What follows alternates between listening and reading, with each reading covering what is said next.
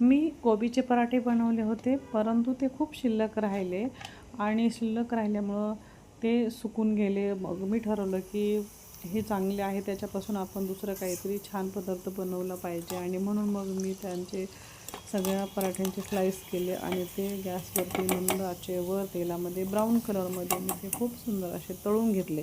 तळून घेतल्याच्यानंतर ते खूप असे कडक झाले आणि कडक झाल्याच्यानंतर आपण एक मॅगी मसाला वापरतो की तो कुठल्या पण पदार्थामध्ये टाकला तर त्याची टेस्ट खूप छान वाढते आणि म्हणूनच मग मी पण मॅगी मसाला हा वापरून त्या स्लाईसवरती खूप सारा मॅगी मसाला टाकला, त्याला मिक्स केला आणि मिक्स केल्याच्यानंतर मी टोमॅटो सॉस पण घेतला आणि टोमॅटो सॉस घेऊन त्याच्यासोबत हे सर्व केलं आणि खूप सुंदर असे टेस्ट येते याचे. तुम्हीसुद्धा करून पाहू शकता, कारण एवढं छान जर पदार्थ आपल्या घरच्या घरी बनत असेल तर करून पाहायला हरकत नाही. नक्कीच.